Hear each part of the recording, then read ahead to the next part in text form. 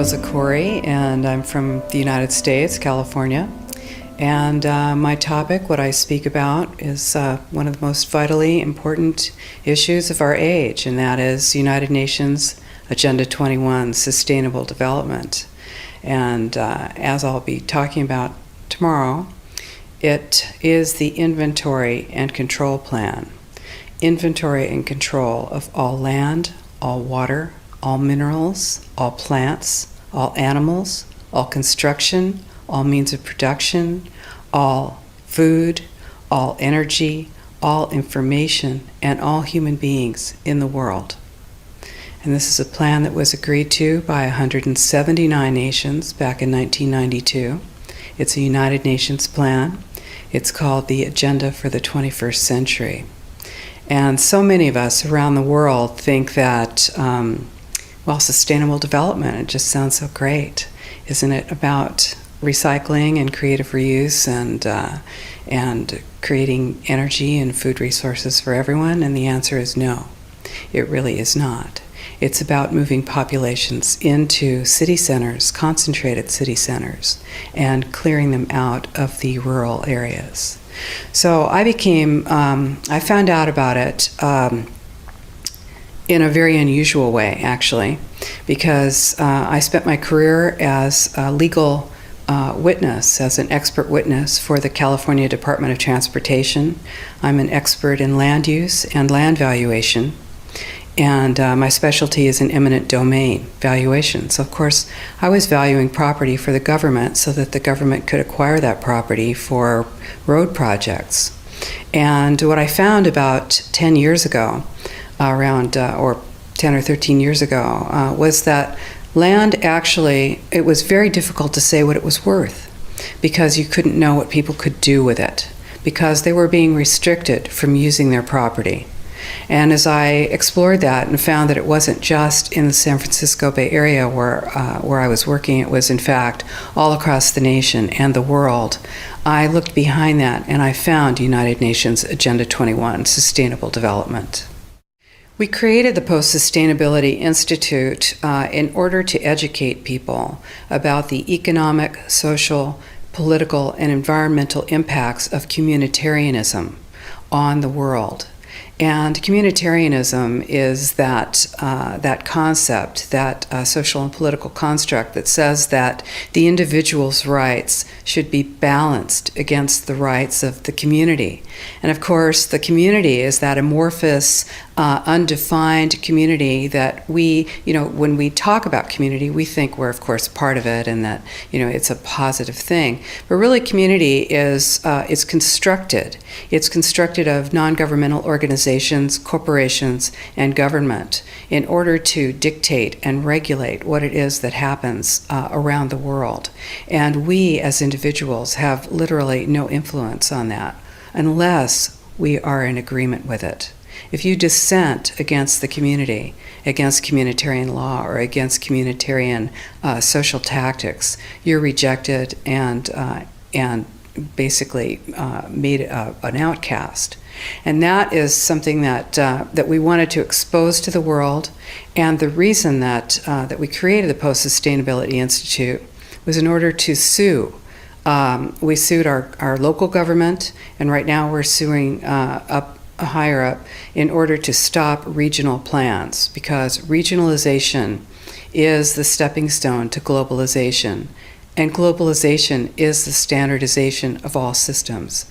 So that includes water, law enforcement, education, energy. All systems have to be brought into harmony in order to control them all. Because when systems don't meet, when they're out of balance or not in sync with one another, they can't be controlled centrally. And the goal of Agenda 21 is one world government and total control from a central unit. America, the United States of America, is really under attack right now.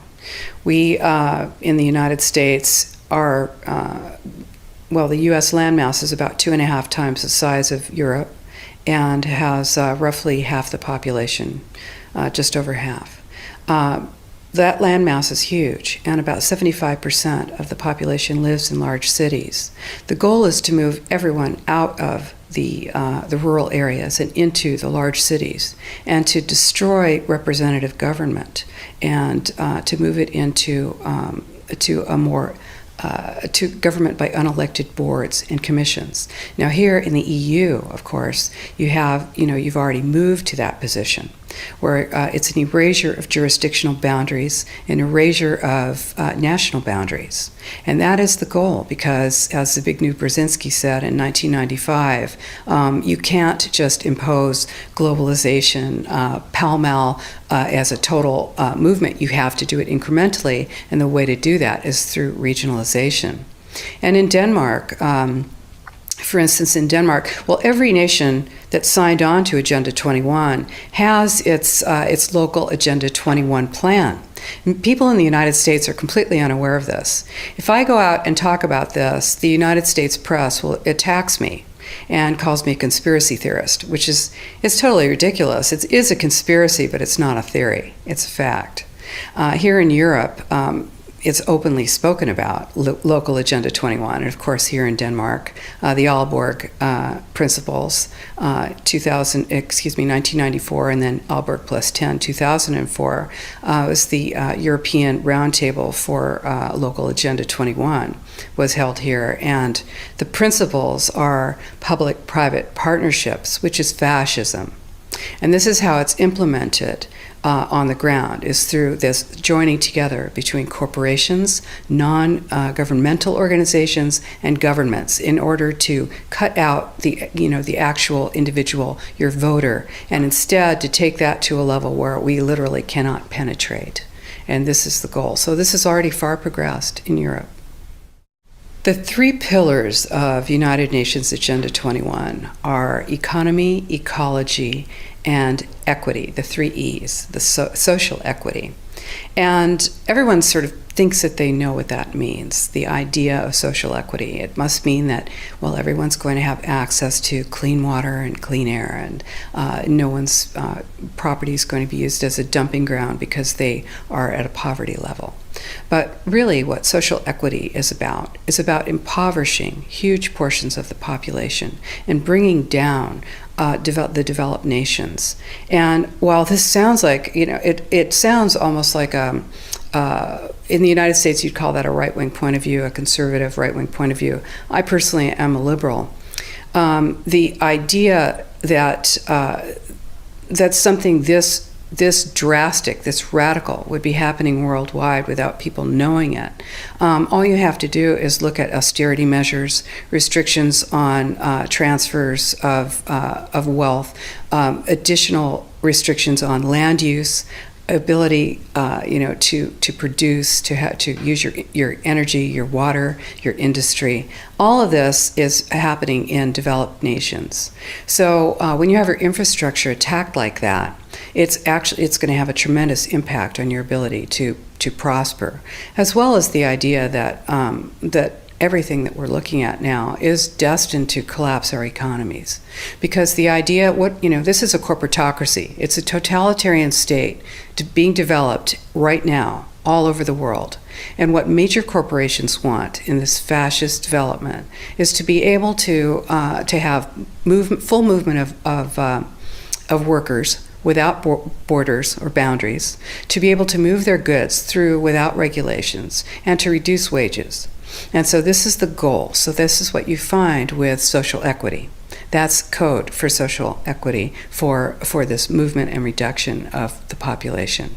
So, and of course, economy and ecology is about bringing into balance economy. These are the three circles: economy, ecology, and social equity. And where they meet in the center is balance. But really that balance is a communitarian balance. So it's not balance of well-being of the people. What it is it's a balance for corporations so that they can exploit and control and have populations in an area, in tightly packed, dense areas, so that they can be surveilled and managed. And this is what that balance looks like as far as the development of a totalitarian state is. I think it's very important to know that the people now still have an opportunity to fight.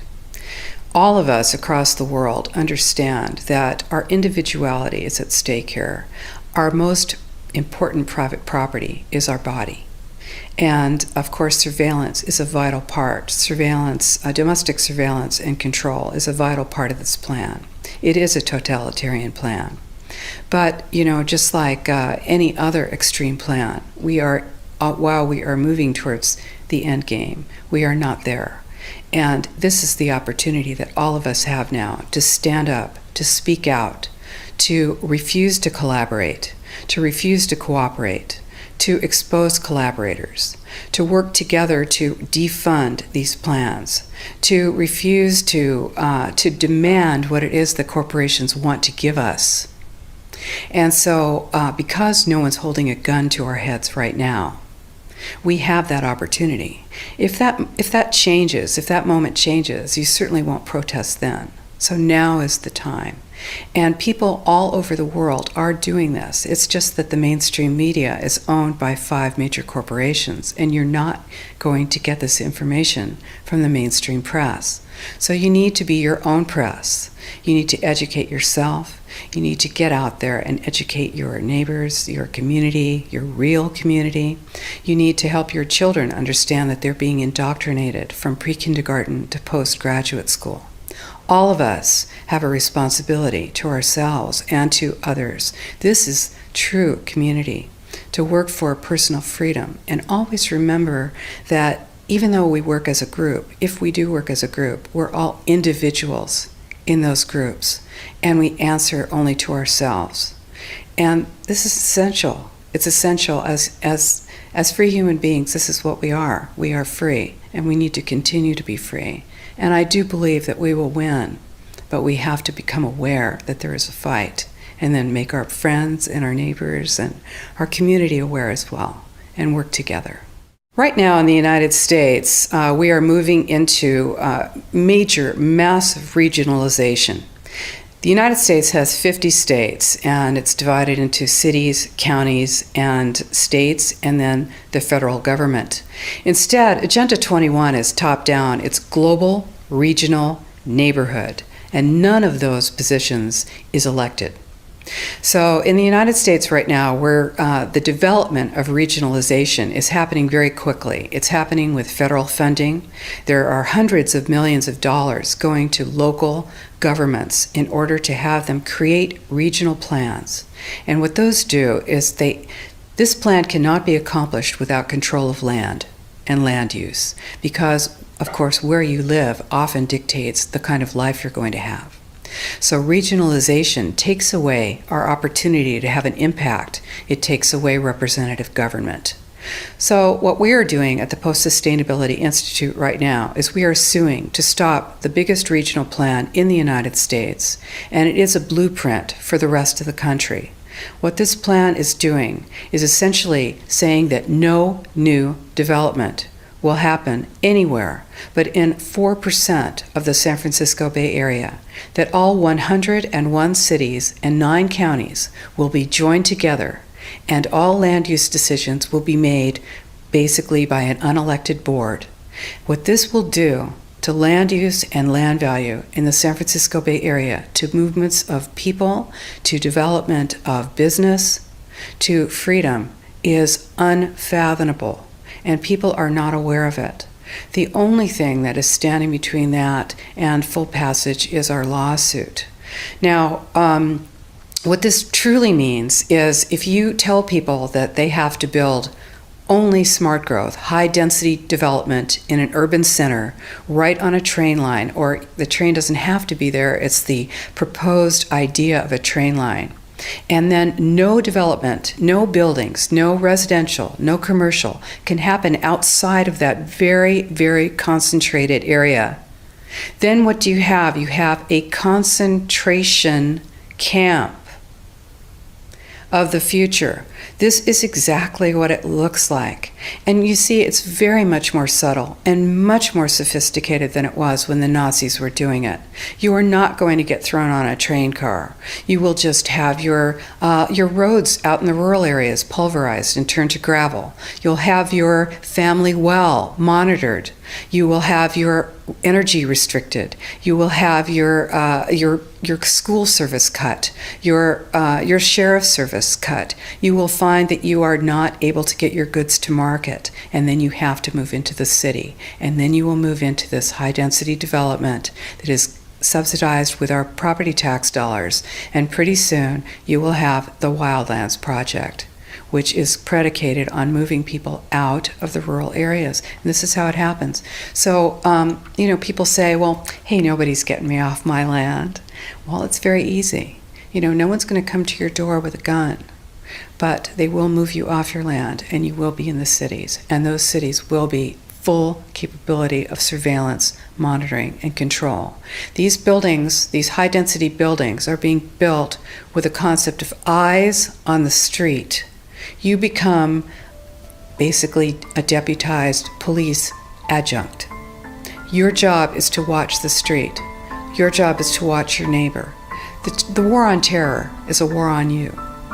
And we all know this. We feel it. This is why we need to stop it. So this is our plan, is to use the courts at this point and stop this plan. And we're working on it.